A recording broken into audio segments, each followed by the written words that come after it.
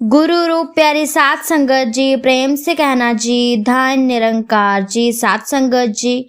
दासी आशा करती है कि आप सभी महापुरुष सतगुरु माता जी की पावन कृपा से स्वस्थ होंगे। सात संगत जी, दासी आप जी के सामने फिर से एक नई प्रेरणादायक कहानी लेकर के आई है। आशा करती हूँ कि आप जी संतों महापुरुषों को जरूर पसंद आएगी।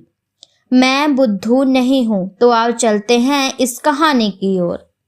एक सज्जन को अमृतसर जाना था। वह निश्चित समय से 20-25 मिनट पहले ही प्लेटफॉर्म पर आ पहुंचा। उसने अपने सामान को एक बेंच के पास रखा और पास ही स्वयं खड़ा हो गया। तभी वहां 3 खूबसूरत जवान आए और उस सज्जन से बोले, आपको अमृतसर जाना है? उस सज्जन ने हाँ में सिर हिलाकर उत्तर दिया। उनमें से एक नौजवान बड़ी फुर्ती से बोला, हमने भी वहीं जाना है, गाड़ी कुछ लेट चल रही है, आइए आइए यहीं बेंच पर बैठें। उस नौजवान की आवाज में कुछ ऐसी कशिश थी कि वह सज्जन इनकार न कर सका। आप ताश वाश भी खेलना जानते हैं या नहीं? उस नौजवान ने उस सज्जन के कंधे पर हाथ रखते हुए पूछा। खूब जानता हूँ, उस सज्जन ने भी बदकुल्फ होके उत्तर दिया। तो हो जाए एक आध गेम, वक्त भी कट जाएगा। आप वैसे भी सफर पर जा रहे हैं, 4 पैसे ही खरे कर लीजिए। इतना कहते हुए उस नौजवान ने झट से अपने 2 साथियों को भी बुला लिया। उस सज्जन के अंदर का लालच फौरन जाग उठा और उसने हंसते हंसते एक आध गेम खेलने की मांग कर ली। आदमी की यह बदकिस्मती है कि उसे माया आती हुई तो दिखाई देती है, मगर जाती हुई नहीं। खैर, देखते ही देखते ताश बांट दी गई और गेम शुरू हो गई। उस सज्जन को पहली ही गेम में काफी सफलता मिली। परिणामत दूसरी गेम शुरू हो गई। दूसरी बाजी उसी ने जीती। उसके हाथ में पैसे बढ़ने लगे।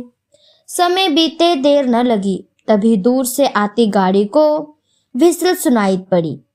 अब गाड़ी प्लेटफॉर्म पर पहुंचने ही वाली थी। प्लेटफॉर्म पर गाड़ी की इंतजार में खड़े मुसाफिर अपना अपना सामान संभालने लगे, लेकिन व्हिसल सुनने के बाद भी ताश में मस्त वह सज्जन न उठा। पास ही एक अन्य सज्जन खड़े थे। उन्होंने उससे कहा, गाड़ी की व्हिसल सुनाई दे रही है, गाड़ी बस पहुंचने ही वाली है, उठकर सामान संभालो अपना।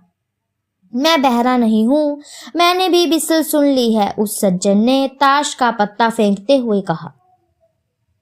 दूसरे ही क्षण गाड़ी प्लेटफॉर्म पर आकर लग गई, लेकिन वह सज्जन जुए में ऐसा मस्त था कि उसने सोचा, अभी तो गाड़ी लगी है, अभी छूटने में काफी टाइम है, अब तक 1-2 बाजियां और खेल लूंगा। पास खड़े उसी सज्जन ने फिर से कहा, गाड़ी आ चुकी है, आप भी गाड़ी में बैठ जाइए, सामान चढ़ा लीजिए, भीड़ ज्यादा है, बाद में आपको मुश्किल होगी। माया के रंग में रंगे उस सज्जन ने लापरवाही से कहा, मैं अंधा नहीं हूँ, मैंने भी देख लिया है कि गाड़ी आ चुकी है, आप अपनी फिक्र कीजिए, मेरी चिंता करने की जरूरत नहीं। दूसरे सज्जन सत प्रकृति के व्यक्ति थे। उन्होंने उसकी बात का अब भी बुरा नहीं मनाया।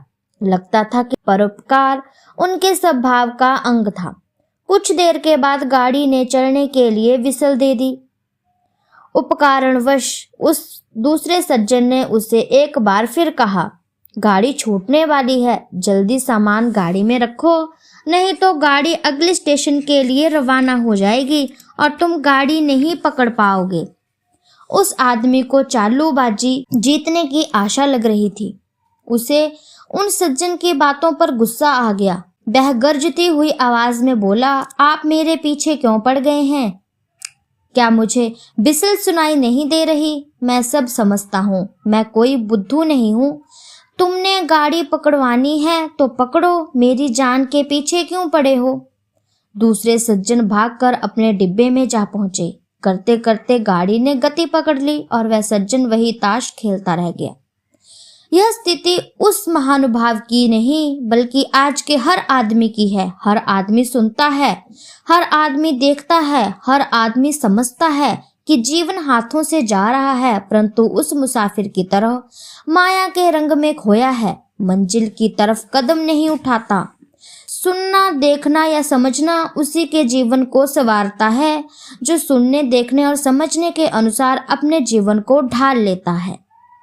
तो साथ संगत जी, हमें भी अपनी गति ऐसी नहीं बनानी है कि हम भी माया के चक्कर में स्टेशन पर ही रह जाएं और गाड़ी निकलकर कहीं दूर चली जाए। तो साथ संगत जी, सतगुरु माता जी के बोले हुए वचनों पर चलना है, तभी जीवन सबर पाएगा। तो साथ संगत जी, दासी की कहानी आप जी संतों महापुरुषों को अच्छी लगी हो तो चैनल को लाइक, शेयर, कमेंट और सब्सक्राइब जरूर कीजिएगा। ऐसी ही प्रेरणादायक कहानियां दासी आप जी के सामने डेली आती रहेगी। तब तक के लिए धन्य निरंकार जी।